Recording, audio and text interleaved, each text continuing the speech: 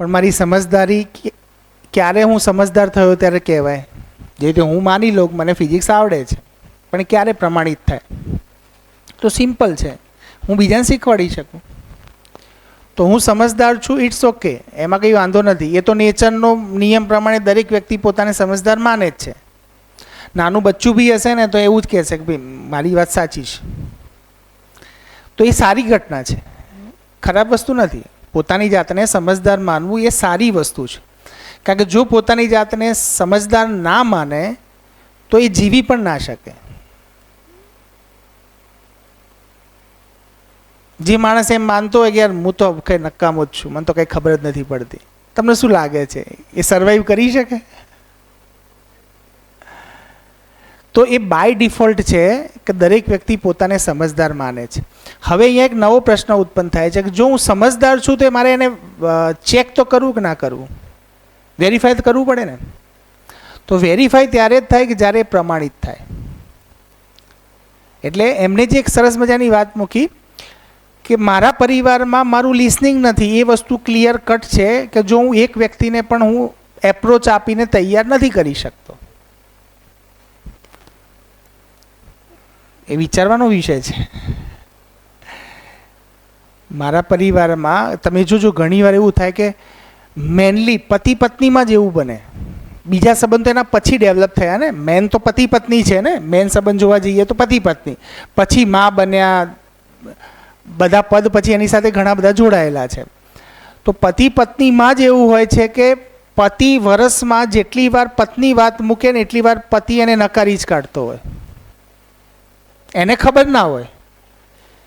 એટલે પત્નીને ક્યાંક અમુક બાબતોનો ઘા લાગી ગયો હોય. પછી જ્યારે પતિ કોઈ સારી વાત મૂકવા આવે ને તો પત્નીથી પહેલથી જવાબ ફિક્સ જ હોય, એને વિચારવાનું આવતું જ નથી, ઓટો બટન જ હોય. ગમે તેટલી સારી વાત મૂકે ને તો પહેલાં તો એક વખત ના જ આવી જાય, અને પછી સાંભળ્યા પછી વિચાર આવે કે ના આમાં તો હા કરવા જેવું છે. પણ પેલું બાય ડિફોલ્ટ બટન હોય જ કે સામેથી કંઈ પણ મૂકે તો ના જ કહેવાનું. એ બટન બની કેવી રીતે ગયું? તો આપણા જૂના અનુભવોના આધારે ક્યાંક એવી કન્ડિશનિંગ ડેવલપ થઈ ગઈ. એટલે લિસનિંગ આપણું પતિ પત્ની વચ્ચે પણ કેટલું છે એને પણ ચેક કરવાની જરૂર છે. ગંભીર વિષય છે કે પતિ ને પત્ની જ્યારે એકબીજા પાસે બેસે ત્યારે એમને એકબીજાનો સહવાસ આજે પણ ગમે છે?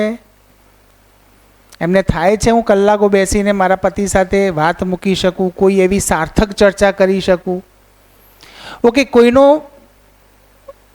અહીંયા કદાચ કોઈ ઉંમરલાયક બી હશે, બહાર બી કોઈના છોકરાઓ રહેતા હશે અથવા પરિવારમાં પણ હશે, ક્યારે પણ ટેલિફોન ઉપર વાત કરો તો કેટલી વાત થાય?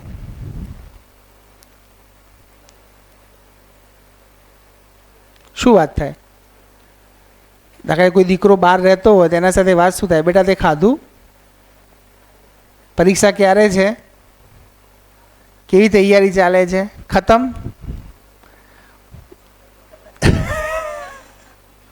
તો એના મુદ્દા કયા છે ઇમ્પોર્ટન્ટ છે? જે વાતચીત થાય છે ને, હા, શરૂઆત રેડી છે. માની લો કે તમારા ઉપર, તમે તમારા દીકરાઓને જવા દો, તમારા ઉપર તમારા ભાઈનો ફોન આવે છે કાં તો કોઈ, અને સારી વસ્તુ છે. જો હું મારા ભાઈ બહેન સાથે કોઈ પણ વસ્તુને લઈને પણ જો અડધો કલાક ચર્ચા કરી શકું છું, ધેટ ઇઝ ગુડ ક્વોલિટી. એમ હવે જ્યારે અડધો કલાક વાત થાય છે ત્યારે બીજો પ્રશ્ન એ ઉત્પન્ન થાય એના અંદર કે જે મેં વાત કરી એમાં સાર્થકતા કેટલી હતી?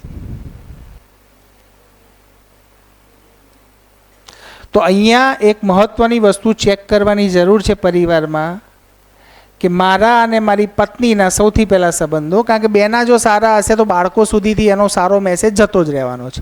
ઉપરના લેયર ઉપર બી એના સાસુ સસરા તરફ પણ સારો મેસેજ જતો જ રહેવાનો છે. પહેલી વાત એ છે કે પતિ પત્ની વચ્ચે પારિવારિક વિચારધારા છે કે ખાલી મારું સંભાળી લો એટલું ઘણું છે? પરિવારની કોઈ જવાબદારી લેવાની તૈયારી છે? તો એ આપણે ચેક કરવાનું છે. હું એવું નથી કહેતો નહીં હોય ને હશે ને, એવી વાત જ નથી. અહીંયા તો હું ખાલી પ્રસ્તાવના ફોર્મમાં વાત મૂકું છું. આવું છે, ચેક ઇટ. જો છે તો દેટ ઇઝ ગુડ. એમાં કંઈ ઇમ્પ્રૂવ કરવા જેવું છે તો લાવો એ ક્યાં એનો કોઈ રસ્તો છે, કોઈ કન્ટેન્ટ છે કે જ્યાં એ કન્ટેન્ટ જે છે, વાતચીત કરવાની જે સંવાદના શબ્દો અથવા સંવાદનું જે કન્ટેન્ટ છે, એ કન્ટેન્ટને કોઈ એનરીચ કરવાની રિક્વાયરમેન્ટ છે? તો જો લાગે છે તો વિચારવું જોઈએ. કારણ કે જાણતા અજાણતા અત્યારે દરેક પરિવારમાં કોઈ પણ માને અથવા બાપને પૂછવામાં આવે તો એમની એવી જ વાત હોય છે. કાલે મેં જે પ્રશ્નો પૂછ્યા એના અંદર મને એટલી ખબર પડી કે પોતે દુઃખી થવા તૈયાર છે પણ પરિવારને સુખી કરવા માગે છે.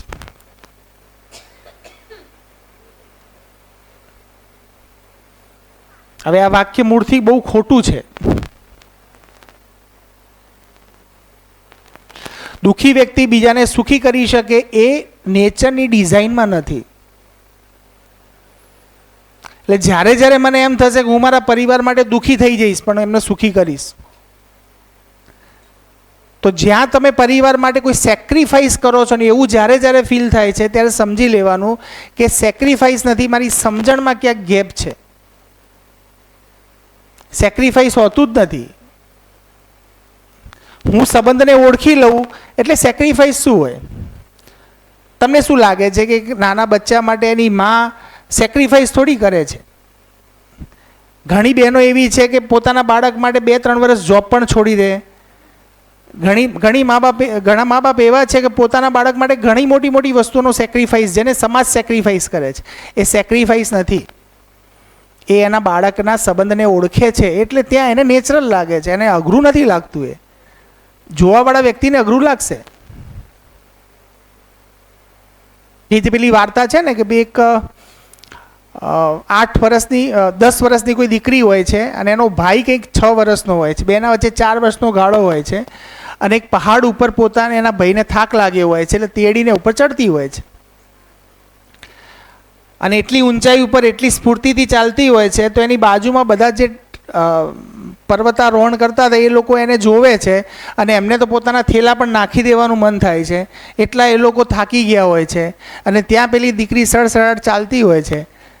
તો એમને વિચાર આવે છે કે આના હજી તો આ 10 વર્ષની છે આના, અને પાછું એના ભાઈને તેડીને ચાલે છે તો કે કમસે કમ એને નીચે ઉતાર, તને થાક નથી લાગતો? હા, સાંભળ્યું છે અને ગમે બી છે સાંભળી એટલી વાર, બરાબર, પણ એ ભાવ મારામાં છે. એ વાર્તા એટલું જ કહેવા માગે છે કે એને ખબર, એને જવાબ આટલો આપ્યો બેને કહ્યું પ્રમાણે કે એ તો મારો ભાઈ છે, એ કોઈ વજન નથી. તો જ્યાં સંબંધ ક્લિયર થઈ જાય ને ત્યારે સંબંધો નિભાવવામાં કોઈ ભાર જ નથી. ભાર શાનો છે? સંબંધ ઓળખાયો નથી એનો. સંબંધ ઓળખાઈ ગયો, ભાર ખતમ. જીવન છે ને ભાર રહિત છે. જીવનને જેટલા પણ ભાર મહેસૂસ થાય છે ને એ અજ્ઞાનતા મતલબ સમજણ નથી એના ભાર છે. તમને સંબંધ જેવો ક્લિયર થઈ ગયો એ ક્ષણે તમારો ભાર હળવો.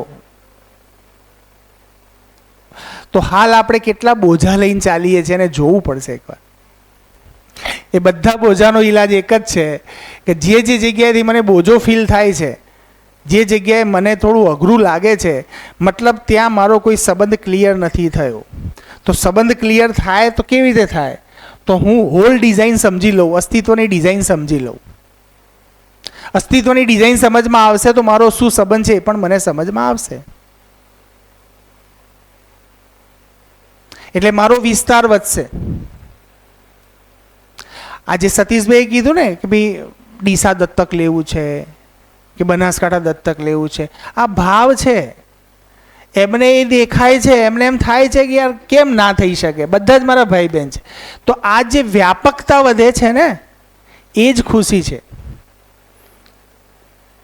તમે કોઈ પણ વિષય ભણાવતા હો અને ઘરે જઈને બાળક એમ કે મારા ટીચર બહુ ફેવરેટ છે, મારા મને બહુ મસ્ત ભણાવે છે, અને એના પેરેન્ટ્સ આવીને તમને વાત કરે તો તમને કેવું થાય? ખુશી થાય? આનંદ આવે ને? એ આનંદ શાનો છે? કે તમે પ્રમાણિત થયા એનો આનંદ છે. તમે પ્રૂવ થયા કે તમે સારા ટીચર છો. તો જ્યારે બીજી વ્યક્તિ દ્વારા પ્રમાણિત થઈએ છીએ ને ત્યારે એ ઉત્સાહ વધી જાય છે. તો પ્રમાણિત થવાનું સૌથી પહેલું સ્થળ છે મારો પરિવાર. હું 12 પ્રમાણિત નહીં થઈ શકું.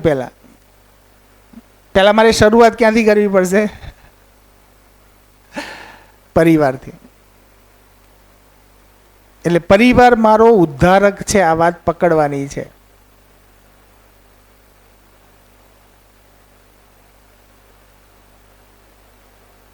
એટલે પહેલાં તો પરિવારને સમૃદ્ધ કરવા માટેની આ યાત્રા છે.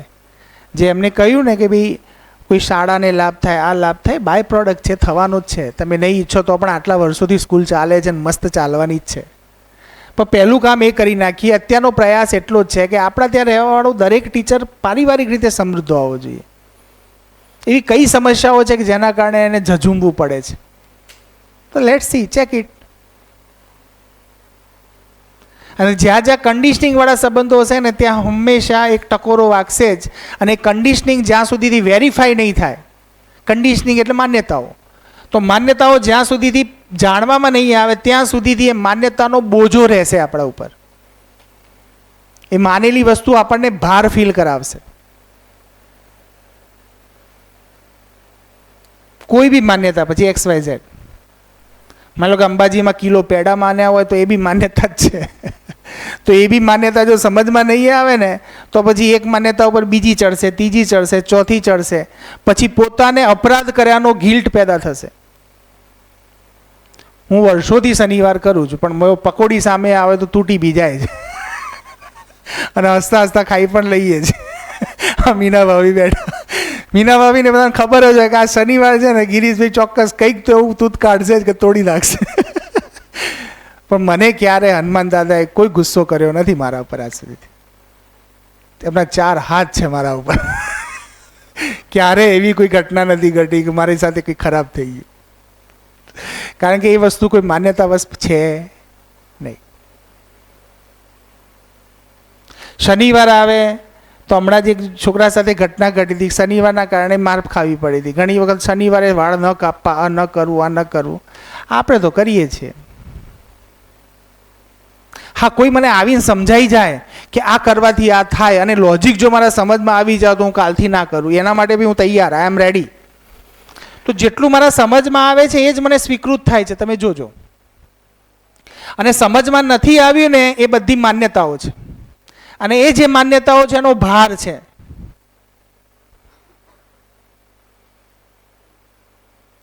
હવે આપણે ચેક એ કરવાની છે આવી કેટલી માન્યતાઓ આપણે બનાવીને રાખી છે. ઓકે, એના જવાબ જોઈએ છે કે નથી જોતા? આ માન્યતાઓના કારણે મારા ઘરમાં ક્લેશ છે કે નહીં? તમે જુઓ, ઘરમાં મોટા ભાગના ઝઘડામાં એક જ કન્ડિશન હોય. એક ઘરના નાના ઝઘડાથી લઈને વિશ્વના મોટા ઝઘડા સુધીથી એક જ મેટર હોય, ચલેગી કિસકી. આ જે ચલાવવાવાળી વાત છે ને એ હું સમજાવી નથી શકતો, મારી માન્યતા છે. અને મારી માન્યતા પ્રમાણે તમે પણ માનો. આ હઠ છે, આ હઠના ઝઘડા છે. અને જો મારી માન્યતા જો જાણેલી હોય તો હું મારી વાત મૂકીશ કે ભાઈ હું આવું આવું છે, આ રીતે વાત છે. બોલ, તારું કોઈ લોજિક છે હોય તો મૂકી દે, આપણે બેસીને ચર્ચા કરીએ અને જે સાચું હોય માનીશું. કારણ કે સત્યને કોઈની જરૂર નથી, સત્ય સ્વીકારમાં આવશે જ. અને કોઈ અસત્ય એવી વસ્તુ હશે, કોઈ તમારા ડરમાંથી, કોઈ તમારા પ્રલોભનમાંથી ઉત્પન્ન થયેલી કોઈ વસ્તુ હશે તો એ સામેવાળાને સેટિસ્ફાઈડ નહીં કરી શકે.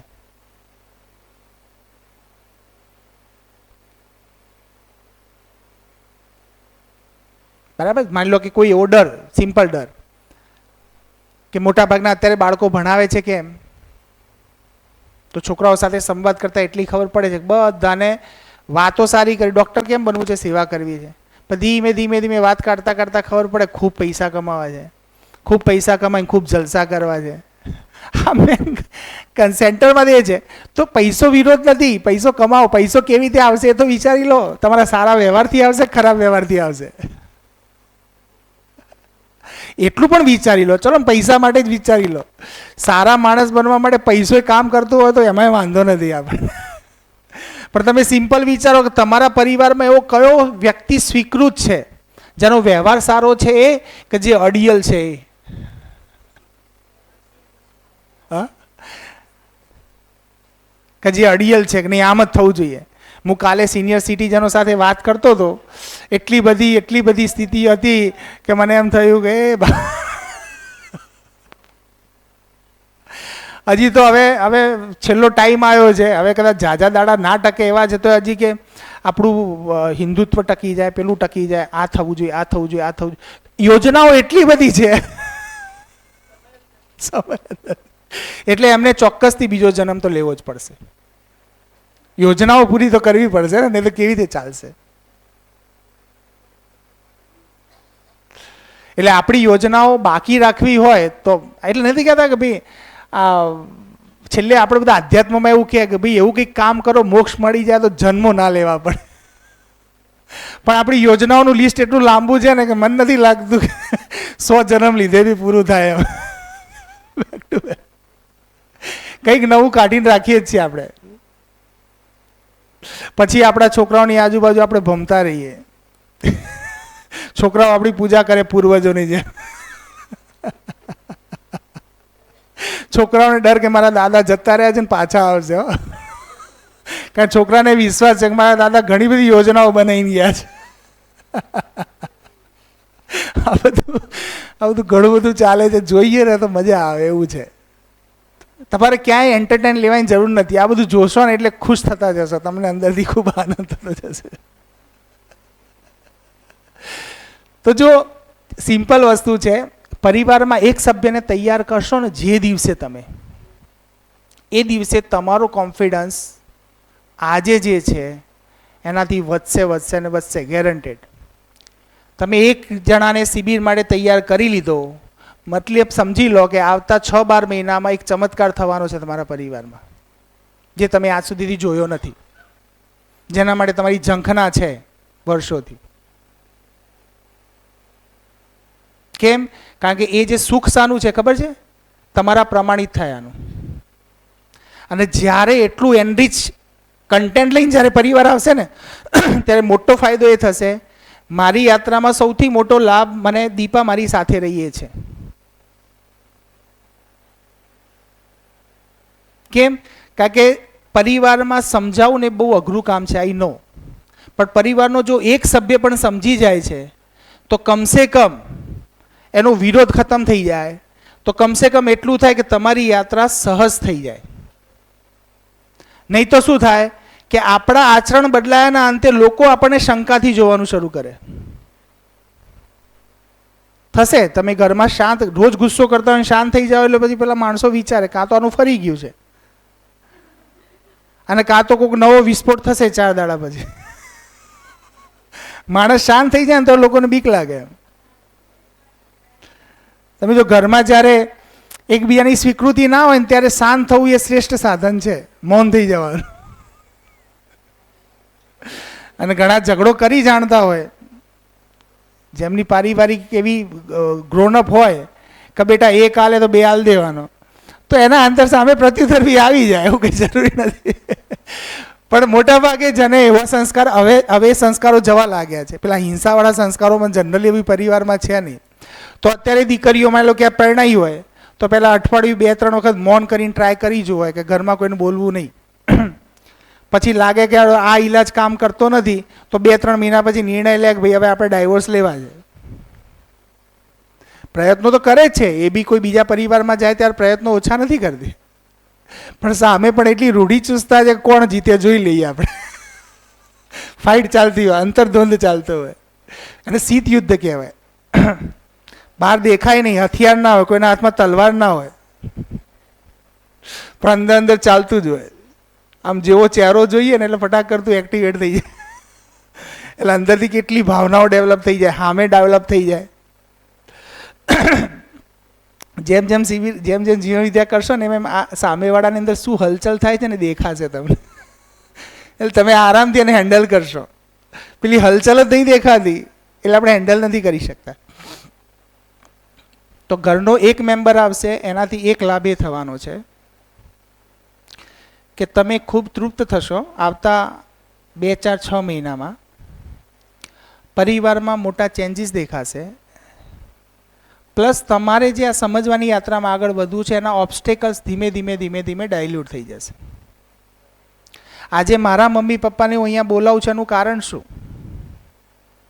એનું કારણ એ છે, ઓકે, મને ઘણીવાર અમારે કેવું હોય ખબર છે, કે દાખલા તરીકે કાળુ કાકાને વાત કરવી હોય ને તો એ મને પૂછી લે કે સતીશ કેવું ચાલે, શું ચાલે છે. મારી વાત કરવી હોય ને તો સતીશને ફોન જાય કે સરસ ચાલે છે. આઈ થિંક બધાને હશે કે આઈ ડોન્ટ નો. કારણ કે અમુક વાત પિતા બી પુત્રને નથી કરી શકતા, એમ પિતા પુત્રના વખાણ નથી કરી શકતા, તકલીફ. કારણ કે એનું ગ્રોનઅપ છે ને, એમને એમ લાગે કે ચાલ વખાણ કરશું ને તો આ છકી જશે. એટલે એ છે ને, હવે તો જો કે સ્થિતિ બની છે કે મારા પપ્પા મારી સાથે ખૂબ સારી રીતે વાતો કરી લે છે, મમ્મી બી કરી લે છે, પણ પહેલાં એવું થતું એમ. તો એ એમ કહે કે ભાઈ તમે એપ્રિશિએશન કેવું કરે ખબર છે, તમે ખૂબ સારું કામ કરી રહ્યા છો. પહેલાં એમ કરતા, પહેલાં જ્યારે શરૂઆત થઈ ને ત્યારે શરૂઆતના 6-12 મહિના ફેઝમાં કરતા હતા કે ભાઈ આ બધું શું કરવા કરો છો, શું જરૂર છે આની. એટલે એમને પેલું કહેવાય ને સ્વભાવ બદલાવા લાગ્યો ને એટલે એમને ચિંતા થવા લાગી કે મારા છોકરાને કોઈ તકલીફ તો નહીં થાય ને, મારો છોકરો આટલો શાંત થઈ ગયો છે તો ચાલશે જીવનમાં, એ બધું હેન્ડલ કરી શકશે કે નહીં. તો ઘણી માઓ એવું ઈચ્છતી કે એનો દીકરો છે ને બહુ એકદમ આમ કેવો એગ્રેસિવ હોવો જોઈએ, એની વહેરું કંઈક કહે ને તો 2 લગાડી દે ને એવો જોઈએ મારો છોકરો. આ માની, કારણ કે એને શું હોય કે કોઈ મારા દીકરા ઉપર કોઈ હાવી ના થવું જોઈએ. મારા દીકરો એટલે મારો અધિકાર, અને અધિકારમાં 2 ભાગ પડે એટલે એટલે આ બધી વસ્તુઓ છે ને, હું જનરલ વાત મૂકી રહ્યો છું. તો આ બધી વસ્તુને ઓબ્ઝર્વ કરવા જેવી છે અને એના સોલ્યુશન્સ એક જ જગ્યાએ છે અને આરામથી થાય એવા છે, હસતા હસતા થાય એવા છે અને પૂરેપૂરી જવાબદારી સાથે થઈ શકે એવું છે. જીવન વિદ્યા માણસ જેમ જેમ સમજે છે એટલું મને ખબર પડે છે કે માણસ જવાબદારી લેતો થઈ જાય છે.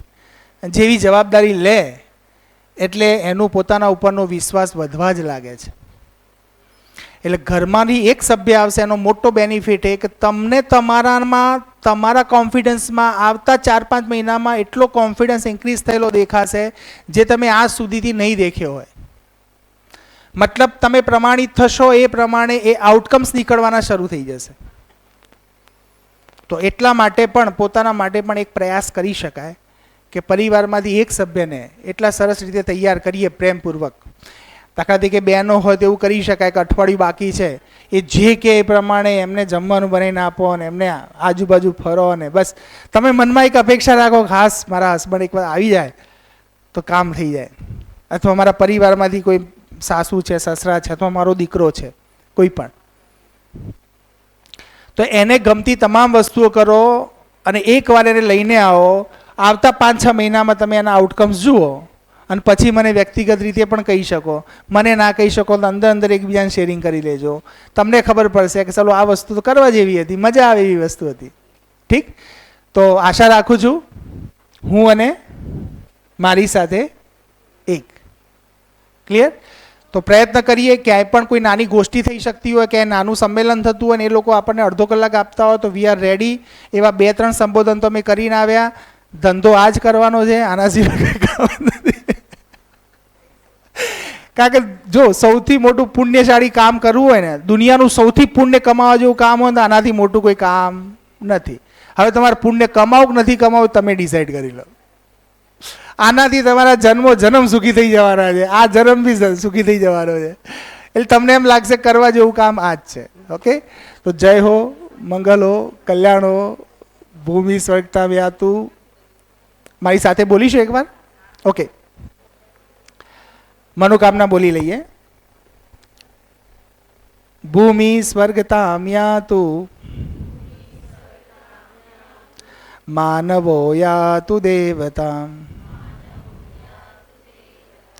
ધર્મો સફલતામ યાતુ નિત્યમ યાતુ શુભોદયમ. જય હો, મંગલ હો, કલ્યાણ હો. મળીએ છીએ અને ધન્યવાદ.